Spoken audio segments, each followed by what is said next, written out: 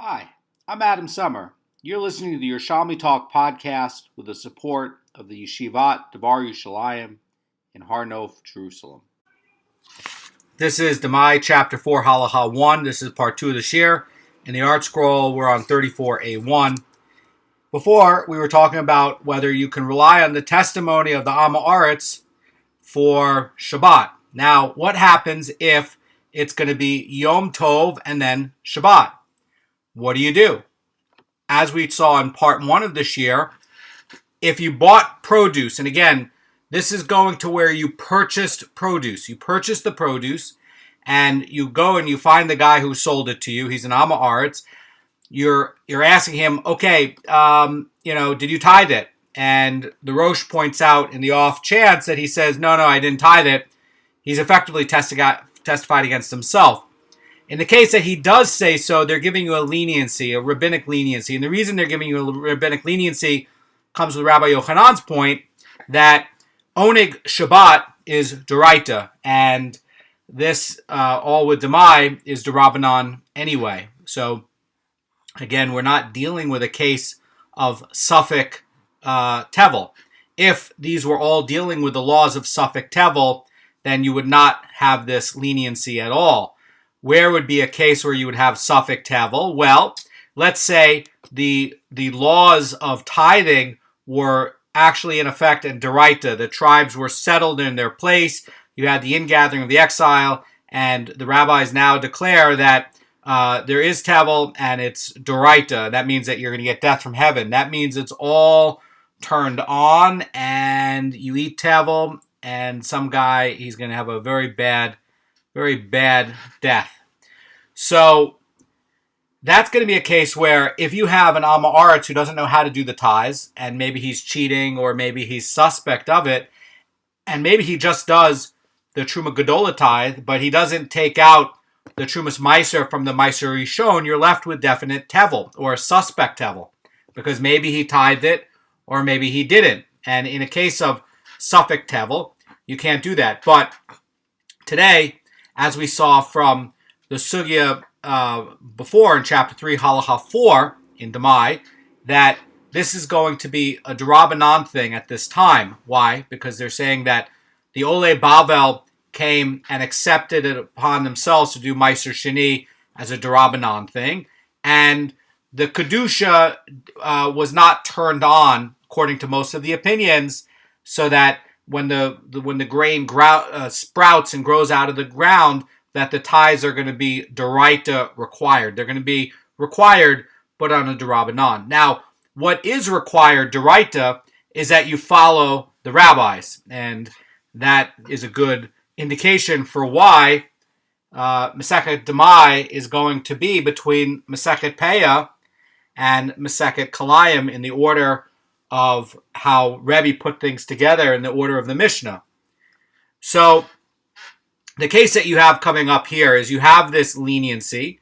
The leniency comes because, again, you purchased this produce and you didn't have time to tithe it, or you forgot to tithe it, and Oneg Shabbat and enjoying this produce is going to be more valuable because that's a Doraita requirement for a Ta'aseh than this low Ta'aseh of eating a D'Rabbanan thing. That's the mechanism. But what happens on Yom Tov? And that's what the Gemara is going to get into. Gemara says, concerning a Yom Tov that is next to the Shabbat, either immediately before or immediately after, and that could be like, you have, Friday and then Shabbat, or you have Shabbat and then Sunday, or Yom Rishon. And so too, concerning 2 days of Yom Tov in the diaspora of Chutz La'aretz. Now, the case of Yom Tov of Chutz La'aretz, that's going to be a question because one case is definitely going to be Yom Tov and one is not. It's really just a regular weekday. So, if you want to see a resolution to that permit on how you could rely on the Am Haaretz on one day of testimony and not, even though one is actually, going to be, one of the days of the diaspora is actually going to be Yom Tov and one is just going to be a regular day, please check out the Beurim from Rabbi Moshe Feinstein, Safe 86. He has a very clever answer for it. And it's basically going to center around the fact that the guy in Hutzel Arts doesn't have a chance to do the tithes at all. In other words, there's no opportunity.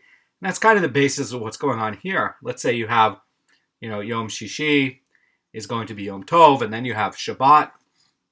And between the Yom Tov day and Shabbat, there's no moment that you could do the tithes.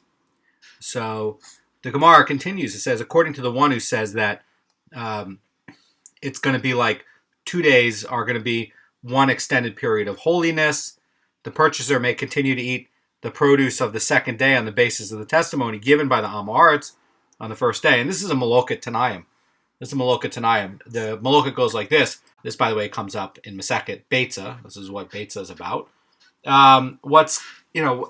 Is this 2 days of holiness, or is this just one continual day of holiness? And if you're going to go by that opinion that it's just one consecutive time, there's no problem at all, because you've asked him on the Yom Tov, and then you're relying on his testimony, because again, there's no time to tithe between it. There's no break. It's just one period of holiness, and on the next day you can eat. But the question's going to come is, what happens when you go with the other opinion, Tanayim, where they're going to say, no, this is really two distinct periods. This is not one distinct period. In other words, Yom Tov is its own thing, and that has its own period of holiness. And then, Shabbat has its own period of holiness, and you can't combine the two periods of holiness into one. So what's going to be with that? So the Gemara continues and says, according to the one who says that the 2 days are two distinct periods of holiness, he may not eat on the second day on the basis of the testimony given by the Amaretz on the first day. The Gemara is going to reject this reasoning. It's going to say, even according to one who says that the 2 days are two distinct periods of holiness, he may continue to eat on the second day, since he has no opportunity to tithe the produce in between the 2 days. So the Gemara rejects the opinion of the two independent days of holiness for this. In other words, the Gemara is implying that on an ordinary day that would be situated between two holidays, you would have a separation between two distinct days of holiness, because there's an opportunity to tithe the produce in between the 2 days. According to, the allowance ends with the departure of Shabbat, because there's no longer concern for the honor of Shabbos. The reason for an ordinary day intervening between two holy days is going to be because, the day between has no honor. Since the second day of holiness begins as soon as the first day of holiness departs, there's no time where you could have tithed this food. And so they're saying that you can continue to rely on the Amaretz's testimony even after the first day of holiness departed. By the way, this comes up in Masechet Shvius as well. Rav holds the opinion that these are two independent times. And so if you have something like in Beitza, the chicken egg was laid on Shabbat and then came on the day after Shabbat, on Yom Rishon, you would not be able to use the chicken egg because it was prepared on Shabbat. And so because it gave birth to the egg on Shabbat and came into existence on Shabbat, it's going to be muksa for use for another holy day. But you would be able to use it on a regular weekday, just not on a Yom Tov that followed it. So over here, we have a similar issue. If you're saying that, well, on one day, you have a period of holiness, and the next day you have a period of holiness, how can you rely on the second day? Because there is no opportunity to tithe it.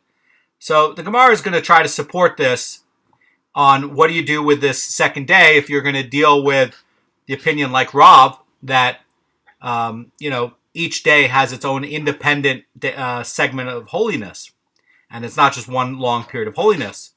So the Gemara supports a Baraisa that says that it's been taught in a Baraisa regarding one who purchases Demai produce at a time when Yom Tov occurs next to the Shabbat, that the purchaser may ask the Am Haaretz on Yom Tov and rely on his testimony to eat on Shabbat.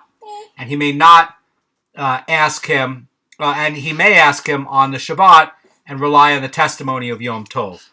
And this ruling, says the Rosh Hashanah, is according to those who maintain that Shabbat and Yom Tov that occur on consecutive days are considered, one long period of holiness, and there would be no question that you can rely on the testimony of the Am Haaretz on the next day. But the Brisa was actually authored by those Tanaim who are holding that Shabbat and Yom Tov are considered two distinct days of holiness.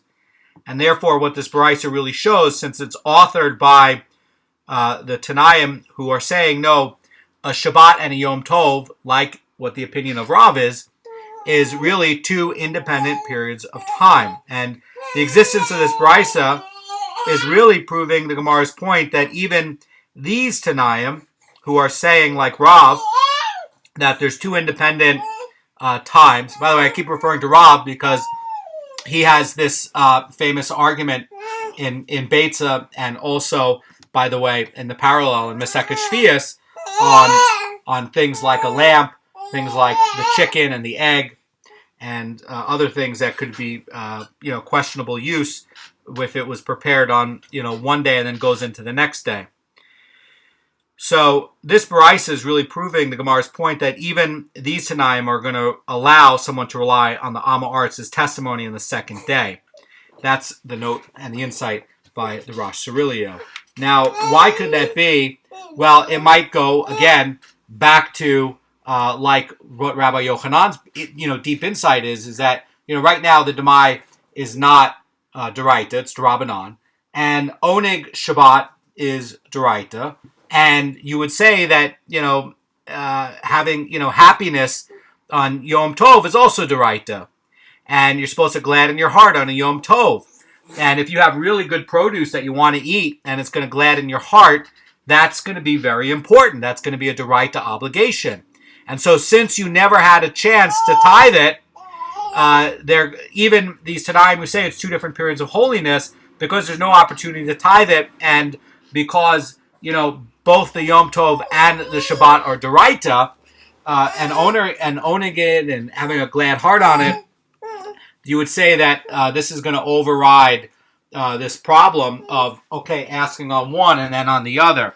Now, in a case like Rebbe's point about the egg that comes on Shabbat, like it's prepared, like it's been prepared on Shabbat, and then Yom Tov is the next day.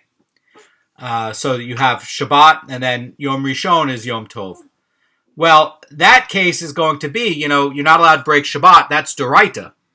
And so you're not allowed to get benefit from something that you're preparing, according to Rav, because, yes, there's there's two periods of holiness, and the obligation to observe this stuff, this is a D'oraita obligation. Not so with this. This is going to be a D'Rabbanan obligation on the tithes, and that's what the difference is going to be with the case in Beitza and over here.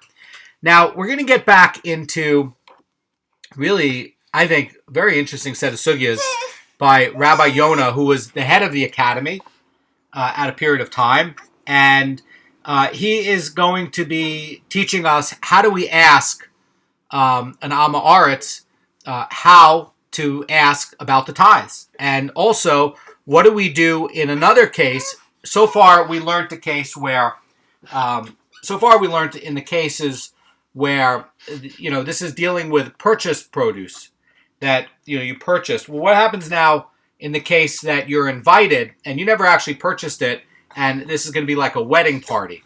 So the Gemara is going to get into these issues, and the Gemara is going to say, more on, dealing with the Am Haaretz's testimony on Demai.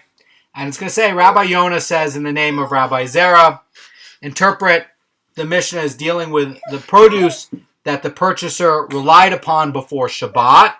In other words, he had previous plans to partake of it on Shabbat. And although the buyer forgets to tie the Demai in this case that the Gemara is talking about before Shabbat, he did not forget about its existence. And he's relying on, this produce for his Shabbat meals.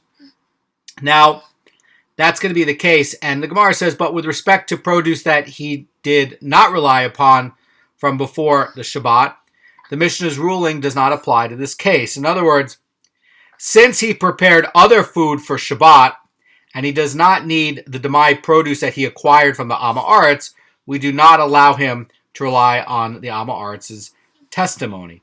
Now, although you're allowed to rely on the Amma Aretz's Shabbat testimony even when he has tithe produce of the very same species, that's going to be because he might have a preference for the food that he brought from the Amma Aretz. But Rabbi Yonah is saying that this is referring to someone who has no intent to eat the Demai produce on the Shabbat, which is indicating that the other foods he owns were enough to satisfy his desires, and therefore there's no need to use this leniency. So the Gemara is saying that, if you have a case of like 2 baskets of pomegranates, and we talked about that in part 1 of the shiur, and the pomegranates you bought from the Haver are not as nice as the one you bought from the Amma Aretz, they're going to let you use this leniency. Now, there are some, like the Mara Fulda, who explain Rabbi Yonah coming to dispute the Gemara's previous assertion that's going to allow someone to rely on the Amma Aretz's testimony even when he has tithe produce of the same species. Rabbi Yonah, it looks like, according to Mara Fulda's reading and interpretation of this, is holding that the Mishnah is specifically dealing with someone who has no other food to prepare for Shabbat, and he's relying just on Demai produce for Shabbat meals. And in the case where he has no other produce that can be used for Shabbat meals, he may not rely on the testimony of the Amma Aretz to eat the Demai. That's going to be the Mara Fulda's reading of this. So the question is, what are we doing? So the Gemara is going to give support to Rabbi Yonah's qualification, and Rabbi Manna, who, by the way, was Rabbi Yonah's son. And by the way, although you're not allowed to refer to one's father by name, if one adds the title, my father, Abba, it is permissible. This, by the way, you can find in a commentary by Rabbi Akiva Eger, in his Chudushe, and you can see that over there. And so the Gemara is going to continue. Rabbi Manna says, the words of the rabbis support Rabbi Yonah, my father, for we learn there in the following Mishnah, if one pronounces a vow on his fellow in order that he should eat by him, and the invitee does not trust the host regarding tithes. Now, where is this from? This is talking about a case where, let's say, and this, by the way, is coming up in Halacha 2, in chapter 4, Halacha 2. The case is going to go like this. Let's say the host is a Amma Aretz, and his produce is going to be Demai. And he's inviting a Chaver who does not want to eat Demai. Fine. So the Amma Aretz is going to say, well, if this fellow who's the Haver is not going to come, then I'm just not going to give him any benefit from any of my possessions. He makes a neder, and really what this neder is demonstrating is that he's going to be very insulted if the invitation is declined. And the question that's really being posed is, well, what about to make the peace? Can you rely on the Amma Aretz's testimony in a case where it's going to make the peace? Is that going to be enough? Before we just learned that, wait a second, it's just for purchased food, it's just for Shabbat. But what about now that you get an invitation over, and the invitation is saying, I purchased the food, and you didn't purchase the food, and I'm going to cook the food, I'm going to give it to you. So that's going to be very different from what our Mishnah was talking about, which is a case where the person purchased the food and he's going to go use it on Shabbat. This is a case where somebody else purchases the food, is going to make the food and invite you to come and eat. So the crux of this is going to be did you do all this for making the peace? Is that going to be enough? So before we had a argument by Rabbi Yochanan that oneg Shabbat, that's going to be the real reason this is permitted. But what about this other reason that you have a slightly different case of purchase and you want to make the peace? Is that going to be allowed? So Rabbi Manna says the words of the rabbi support Rabbi Yonah, my father, for we learned there in the following Mishnah, if someone pronounces a vow on his fellow in order that he should eat by him, and the invitee does not trust him regarding tithes, and basically, he's not, he may eat with him on the first Shabbat, basically, provided that the host says to him the food is tithed, but on the second Shabbat, he may not eat the Amma Aretz's food until he separates tithes. That's going to be in the Mishnah. And the Mishnah over there is teaching that the Haver may accept the Amma Aretz's invitation and may rely on the testimony on the first Shabbat, but not on any other Shabbat. And the Gemara is going to explain the reason for the leniency and the distinction between the first and the second Shabbat. So what is this distinction? Why are you given one Shabbat? And without the Gemara, you wouldn't really know why you're allowed the first Shabbat at all. What's it really talking about? Well, here's the case where you are allowed this first Shabbat, but no other Shabbat. Rabbi Yanai says, this is the son of Rabbi Yishmael, explains in the name of Rabbi Yochanan that it was the Shabbat of the wedding feast, and the rabbis permitted one to rely on the testimony of the Am Aretz because of the animosity that would be generated if the Haver does not accept on this one Shabbat, on the wedding feast, to come and eat the food and come and celebrate. And then basically it's saying that you're not allowed to do on any other Shabbat.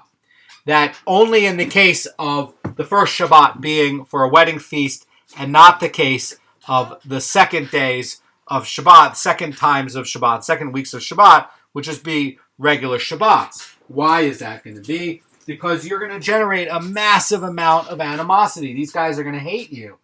And, the way of Torah is to promote peace. So, the way of Torah is to promote peace. And, anyway, Demai is D'Rabbanan at this time. They're going to allow you this leniency, and that's going to be the difference between this Mishnah and that Mishnah. The Gemara is going to explain another difference between the two cases, and it's going to conclude. It's going to say, in the case of the Shabbat of the wedding feast, the Mishnah is not dealing with the produce that the invitee had relied upon from before Shabbat.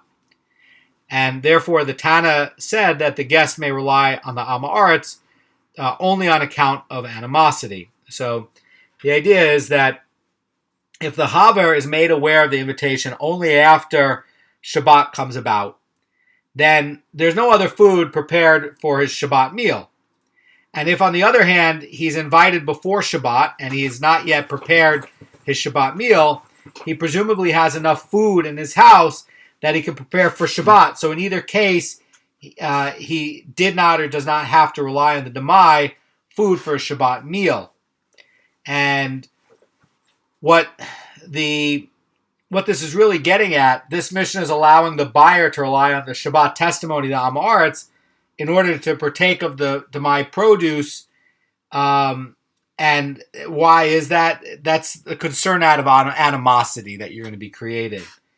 Now, since this Mishnah is permitting relying on the Am Aretz's Shabbat testimony only with regard to produce that he intended for his Shabbat meals, this permit is not limited to cases of concern for animosity. In other words, the Mishnah that's going to be coming up in chapter 4, Halacha 2, is going to deal with someone who did not rely on the Demai food of Shabbat. And such a person may rely on the Am Aretz's Shabbat testimony only on the first Shabbat of a wedding feast where there's concern of animosity. So part of it is going to be, does this fellow have other food to eat? If he's just notified about this and he doesn't have any other food to eat, certainly he's allowed to rely on this. But if the Tana is saying, that a guest may rely on the Am Aretz only on the case of the animosity. In other words, what the Mishnah is trying to permit is that the Amma Aritz's Shabbat testimony, where there's going to be, no worry for animosity, that's going to be specifically where, maybe, the guy won't get offended if you don't come to the wedding feast, and you have food that you prepared in your house. You have enough food for the Shabbat. What they're trying to say is that you may not rely on this testimony because there's not a concern of animosity. And if you have a case where you don't go and it's a case for concern for animosity, then you're going to be allowed this permit. And if, because then you'd say, well, maybe the guy's food over there is a little bit nicer for the wedding feast, but I already prepared, really tithed food for Shabbat. It's also nice, but maybe not quite as nice, but still very nice. And I have enough food. But this guy who invited me he's not gonna mind if I don't show up. It's okay if I don't show up. There's no animosity. You're not going to get the permit. You're only going to get the permit in the case where either there's animosity or you really just don't have any other food, for Shabbat. Then you can also rely on this. But it's only on the case where this is on a wedding. This is not a permit for a regular Shabbat. Now, we're going to get into the last segment of Chapter 4, Halacha 1, Part 2. And basically, the Gemara is going to talk about how do you ask the Am Haaretz if this is really tithed or not. How do you do it? So, this is going to be explained according to the understanding of Rabbi Moshe Feinstein from his Beurim and Seif 87. And basically, he's going to be understanding the Gemara is referring to a case where somebody imposed a netter on his fellow that he should eat by him. And that's kind of like what we're discussing. So the Gemara is saying, it was taught in a brisa, if the purchaser asked the Am Haaretz on the first Shabbat following the sale of the produce. We're getting back to the sale of produce. By the way, there's a difference. Before, in the case of the wedding feast, you didn't purchase any of the produce. This is going back to where, like in part 1 of this shiur, where you actually purchased the produce from the Am Haaretz. So this case says if the purchaser asked the Am Haaretz on the first Shabbat following the sale, and he said that the produce was tithed, on the second Shabbat, he may not eat the produce unless he tithes it. And, basically he has to remember it during the week to tithe it. Or he forgets during the week and, unless he asks the Am Haaretz again on the second Shabbat whether it's tithed. So pomegranates are going to last a long time. And let's say I bought the pomegranates in week 1. I forgot to tithe it. I forgot to ask. Fine. Comes week 2. It's Shabbat. I see David, the Am Haaretz shuk guy. And I asked him, I say, did you tithe these pomegranates 2 weeks ago or not? You have to ask again. Now, there's a problem for what happens if you ask the first week and what happens if you have to go ask the second week. In other words, let's say it's going to be the case where I bought my pomegranates on the first week and I asked David, the guy who's at the shuk selling pomegranates, and he's an Am Haaretz, and I ask him on the first Shabbat, okay, did you tithe these? And he gives an answer. He says, yes, I tithed them. Well, I forgot. I was busy this week, and I just forgot to tithe these. Fine. Now it's the second week, and I go back, and I ask David, and I see him again, and I say, oh, did you tithe these? He's going to remember that you asked him from the week before, and of course, he's going to give you the same answer. So what did you really do? Did you really get the leniency? The answer is no. You really don't get the leniency, and it's not really even going to be truthful testimony. Whatever he told you about the first week, he's not going to reveal himself to be a liar. He's not going to lie, and he's going to tell you exactly what he told you on the first week. Now, that's going to be part of why you have to ask him again. And the Gemara is going to say, but did he not already ask him on the first Shabbat? What's the point of asking the Am Haaretz again on the second Shabbat? And, basically this is implying if he lies the first time, he's not going to admit that, he's a liar and the produce is untithed and show himself in a bad light? So the Gemara answers this with Rabbi Yonah. Rabbi Yonah says that there, on the first Shabbat, the purchaser asks himself, whereas here on the second Shabbat, the purchaser asks someone else to ask for him. So what this is saying is that you can't rely on the testimony on the second Shabbat because, it's a new period of time, and, you can't rely on the first Shabbat. We know that and we saw this in the Mishnah, if you ask on the first Shabbat and the Shabbat expires, you're no longer allowed to rely on his testimony. So if you had a case where you could just rely on the testimony on the first Shabbat, now it's the second Shabbat, well, you're effectively saying that the Amma Aritz's testimony does not expire after the first Shabbat. And that's why you have to ask again.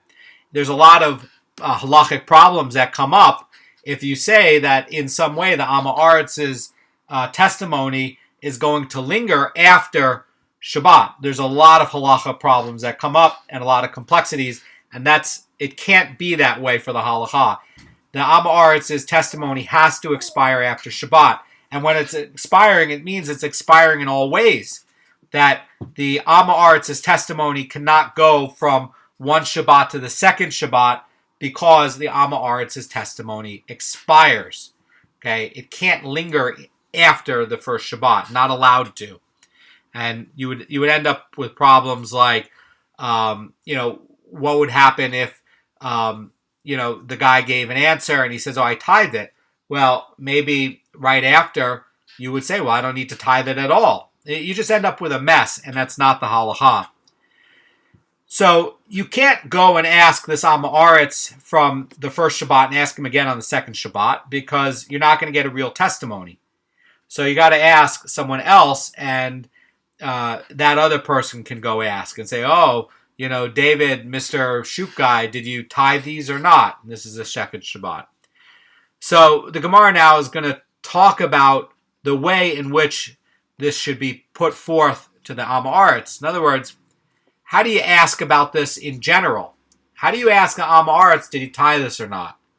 So Rabbi Yonah gives the prescription on how to do it. He says, how does one ask the Amma Aretz? The Amma Aretz should be asked in an indirect way. And the Vilna Goan says that he should not confront the Amma Aretz with the question of whether he tithed the produce or not, because he's going to be afraid of admitting that he sells untithed produce, and that's going to make him suspect in the future. And furthermore, the Amma Aretz might become annoyed if he feels like he's suspected of some sort of wrongdoing, and he's just going to, angrily deny the assertion, and you can't get the truthful answer. So the buyer, says the Rosh Cirilio, should ask him in an indirect manner by suggesting an excuse that would allow him to admit that he unintentionally forgot to tithe the produce. So how would that be? So the Gemara is going to say like this. The ruling of Rabbi Yonah accords with the opinion as is manifest in the incident where Rabbi Yonah bought wheat from a villager, and the villager forgot to tithe it before Shabbat. So Rabbi Yonah goes out to this villager on Shabbat, and he said to him, not that I suspect you of, willingly selling untithed produce, but because I brought wheat from you, and I saw a large crowd of buyers around you, I said to myself, because, maybe of all the busyness, you forgot to, tithe the produce and rectify it. So he's saying, this produce that you sold me when it was so busy, was this particular produce rectified or not? And that's going to be an indirect way to do it, where he's not challenging him in your face and basically accusing him of being a liar. He's giving him a way out. So Rabbi Yonah pleaded strongly and repeatedly with him. In other words, the guy says, yeah, I tithed it. And Rabbi Yonah goes back and says, wait a second. Are you certain in all that commotion that you did not get distracted and it didn't cause you to forget to tithe? Now, what is he doing here, right? by phrasing the question in this indirect way, Rabbi Yonah is saying to the villager that he considers him trustworthy, and he would buy from him again because he considers him trustworthy. And the way the question is going is being done where the tumult. It's not the villager, purposefully didn't tithe it. Maybe he really didn't tithe it right, and he's being given a way out to say, oh, the tumult. And, now if, he forgot or he just didn't tithe it, he can say, like, and it's going to give the villager some sort of belief that if he were to admit that he forgot or just didn't tithe it, he would stay as trustworthy in Rabbi Yonah's eyes. And the suspicion could be that, Rabbi Yonah might suspect the guy that he was too busy, and maybe the villager is going to think that, well, maybe Rabbi Yonah doesn't really believe that I tithed it. And maybe he sees me now as untrustworthy, and maybe, I'm not so good with tithes anyway. Maybe I should just admit that I didn't really tithe it right. And that way Rabbi Yonah will believe me in the future. So it's really like a self-defense mechanism. And the Gemara finishes up and says, the villager finally says to Rabbi Yonah, why should I make myself suspect by my continued denial? And in other words, he's basically saying that in fact, he didn't do the tithes. So really what he's saying is that the villager came to believe that if he were to admit that he forgot to tithe it, he would be trustworthy in his eyes. And therefore he went and claimed that, that he did not tithe it. And if he did continue this claim to Rabbi Yonah and say, no, I tithed it, maybe the villager is going to think that maybe Rabbi Yonah is going to suspect him in the future and not want to buy from him in the future. So this indirect way is a way that the rabbis can, in a way, help somebody to testify against themselves. Tomorrow we're going to get into all sorts of things to finish up with the Trumas Meiser and details of Trumas Meiser, and when things fall in and become Meduma and how that's going to work. And it's going to finish up the last part of the Mishnah, and we'll finish that on part 3 of this year. Have a great day.